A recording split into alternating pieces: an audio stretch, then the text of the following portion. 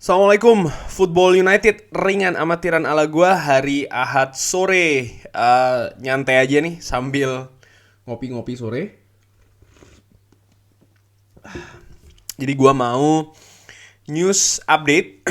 News update kali ini gua ambil dari ini sebenarnya news update garis miring rumor ya, rumor atau gosip. Seperti biasa, keputusan akhir gue berikan lagi ke teman-teman yang menyaksikan ini, mau percaya mau enggak silahkan. Tapi yang jelas gue hanya menyampaikan dan pastinya nanti akan gue kasih opini gue juga. Ini gue ambil dari Twitter ya, sumber-sumber di Twitter. Gue screenshotin berita-beritanya. Langsung aja yang pertama diambil dari @United atau UTD Report. Dikabarkan dari ini, dia mengutip lagi ya dari @Julian Maynard. Ini mengatakan kalau Paul Pogba tentang masalah perpanjangan kontraknya dengan Manchester United ini masih belum selesai, tapi Juventus dan PSG ini tertarik. Ya, gue selalu gue bahas soal masalah Paul Pogba ini. Gue berpikir Paul Pogba memang akan selesai ya di Manchester United musim panas nanti. Berita selanjutnya, nah ini yang agak gue bahas sedikit nanti ini ya. Ini dari masih dari @United Report, dia mengutip dari @Shamun Hafez. Ini dari interviewnya Luke Shaw. Jadi tadi malam itu Inggris mengalahkan Swiss 2-1, di mana Luke Shaw itu mencetak gol dan penampilannya juga menurut gue lumayan tadi malam. Nah, yang menarik ya, ini adalah komentar Luke Shaw setelah pertandingan. Dia mengatakan ini sangat penting untuk memiliki perasaan bahwa Anda tuh diinginkan, dan saya pikir khususnya di sini dengan timnas Inggris saya selalu selalu merasakan demikian. Saya tidak mengatakan saya tidak memilikinya atau merasakannya di Manchester United, tapi di sini segala sesuatunya saya merasa seperti saya diinginkan dan saya menikmati sepak bola saya. Ini menurut gue inilah hal-hal yang terjadi di Manchester United. Ini ada kaitannya dengan dressing room. Pemain bisa berkomentar seperti ini kan luar biasa menurut gue. Maksud gue begini, ini langsung dari sumbernya loh ya. Dia sendiri yang mengatakan, dia membandingkan timnas Inggris dengan Manchester United. Sebenarnya kan dia punya cara lain untuk mengatakan hal ini. Artinya dia bilang saja kalau dia dia merasa enjoy bermain di timnas. Mungkin banyak pemain ingin bermain di timnas saya tidak merasakan beban dan lain-lain, tanpa harus membandingkan atau menyebut Manchester United. Di sini walaupun dia mengatakan, ini ringan amatiran ala gue, ini opini gue. Walaupun dia mengatakan, saya tidak mengatakan kalau di Manchester United saya tidak merasakan hal demikian. Dia tidak mengatakan begitu kan. Dia maksudnya dia tidak ingin apa yang dirasakan ini dibandingkan dengan Manchester United. Tapi dengan dia menyebutkan hal demikian, menyebut klub saja Manchester United, di mana di kalimat sebelumnya dia mengatakan dia merasakan enjoy, dia merasakan seperti dia ini diinginkan di timnas ketika dia bermain. Ini saja kan sudah menjadi tanda tanya, dan menurut gue ya inilah permasalahan di Manchester United. Ini berarti dia, kalau gue artikan ya, dia merasa tampil beban di Manchester United, dan ini ditunjukkan pula di publik. Ini kan ya hal yang sangat disayangkan sih kalau menurut gue. Inilah kenapa gue selalu berkata kalau menguasai dressing room itu hal yang penting di Manchester United, sehingga hal-hal demikian ini tidak harus keluar ya dari para pemain. Itu sih menurut gue tuh satu hal yang penting. Kalau di sini kan bisa dikatakan, kalau gue sekali lagi gue artikan ya, dia under pressure ketika dia bermain di Manchester United. Oke, sekarang dari @United District, UTD District. Erik Ten Hag ini diambil dari Mulok Mirror ya, @Mulok Mirror. Ini Erik Ten Hag mengatakan kepada Manchester United kalau uang ini bukan masalah kalau mereka menginginkan Erik Ten Hag. United juga berbicara dengan target potensial lainnya atau kandidat potensial lainnya, tapi mereka harus menaruh uang di sana. Tapi Ten Hag membuat ini sangat jelas kalau dia sangat tertarik ingin membuat sejarah daripada uang.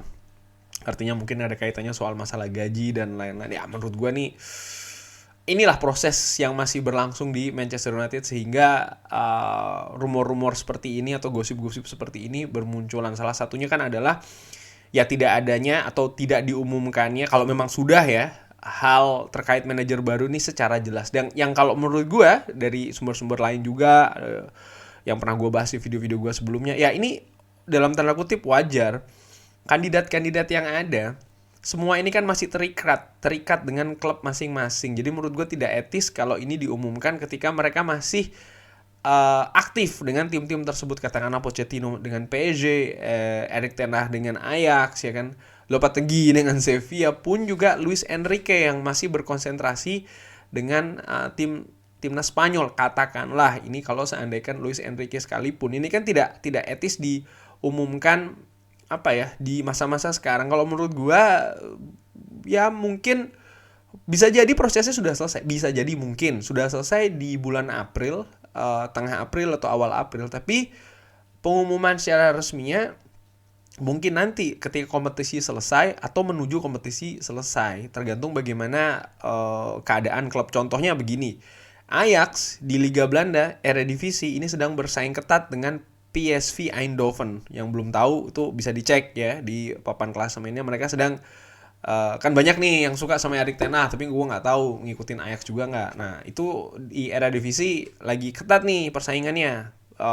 Mungkin tidak seketat Ligue 1 antara PSG dengan peringkat kedua dan ketiganya, di mana jarak poinnya lumayan jauh kan. Tapi kalau di Eredivisie ini ketat. Dan menurut gue kalau seandainya memang manajemen memutuskan Erik ten Hag, ya tidak etis kalau diumumkan secara publik saat-saat ini. Kenapa? Karena Ajax ini lagi konsentrasi betul ya untuk bisa memenangkan Eredivisie. Dikabarkan dari @United eksklusif, Manchester United ingin berbicara dengan kandidat potensial lainnya seperti Pochettino dan Enrique sebelum mereka akan meletakkan uang di atas meja atau melakukan negosiasi. Tapi Ten Hag ini ini sama kayak berita sebelumnya ya. Sorry, ini ternyata sama. Oke, langsung gua skip aja. Ya ini kabar soal masalah Taichung ya, yang rumahnya kerampokan. Dan ini menurut gua sangat mengerikan nih, karena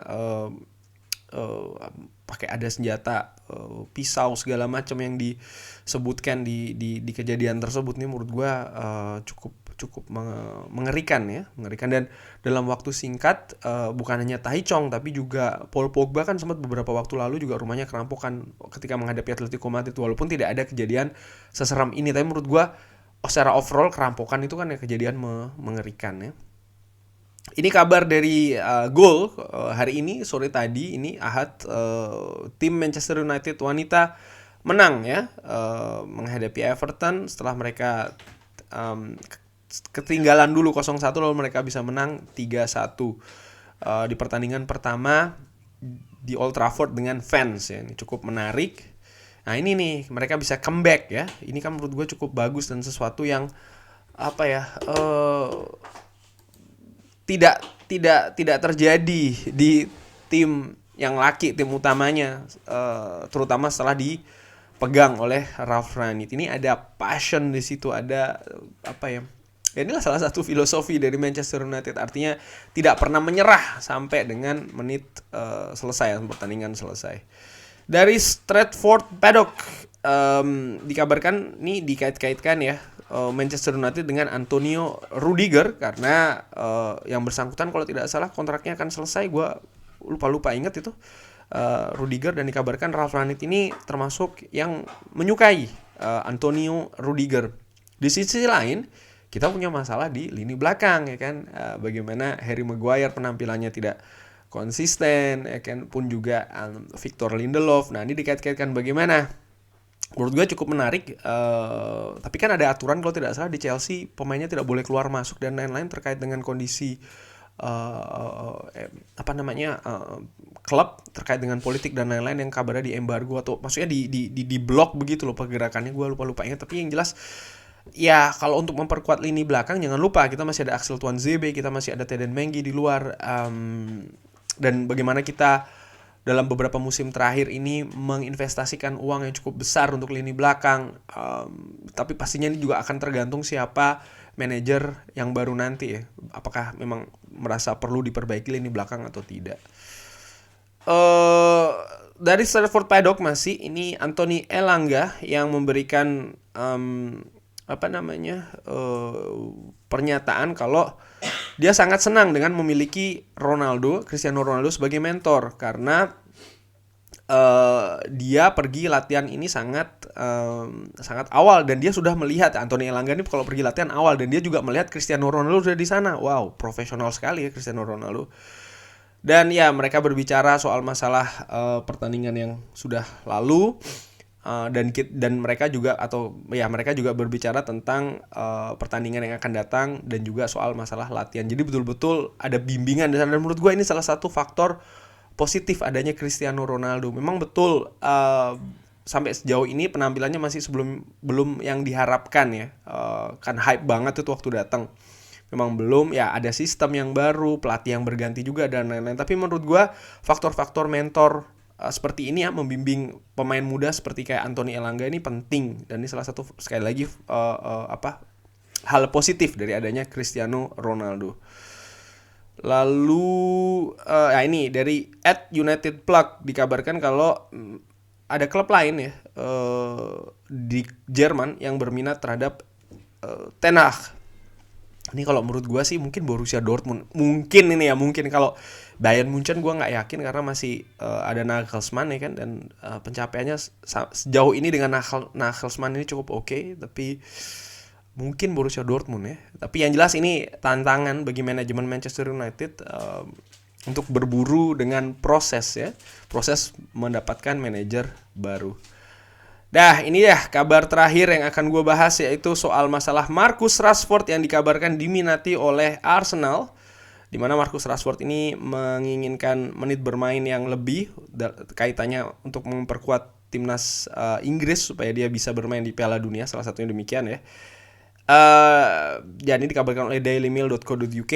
Menurut gue ini masih rumor, tapi ya ini bukti kalau memang Marcus Rashford ini memiliki memang potensial. Dia memang potensial pemain dengan skill bagus, hanya mungkin soal mental dan psikis dan juga konsentrasi yang belum sepenuhnya balik ke lapangan bola. PSG sempat dikait-kaitan, Barcelona pun juga demikian. Sekarang Arsenal, ini bukti bahwasannya bagaimana market value dari Marcus Rashford ini masih tinggi. Dan menurut gue, dan selalu gue katakan, ya Marcus Rashford harus kalau bisa ditahan dulu di Manchester United. Tapi ada catatan, ya dia harus bisa mudah-mudahan dia masuk dengan konsep manajer yang baru.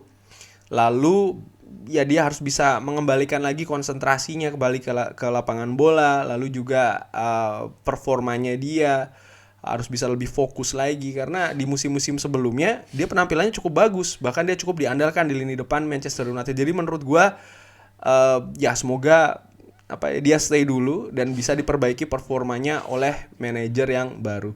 Kurang lebih demikian. Terima kasih sudah menyaksikan. Oh ya, di video kali ini gue nggak baca-baca komen dulu karena ternyata cukup memakan waktu juga. Jadi akan gue selang-seling ya. Mungkin akan ada episode yang gue bikin khusus untuk bacain komen-komen dari teman-teman. Tapi terima kasih komen-komennya. Insya Allah selalu gue baca. Gue selalu usahakan insya Allah untuk selalu membaca komen-komen tersebut. Mohon maaf tidak bisa sering-sering untuk mereply atau bereaksi komen-komen karena komen-komennya juga selalu banyak dan gue juga waktunya terbatas, tapi gue selalu appreciate, gue hargai selalu. Terima kasih untuk itu.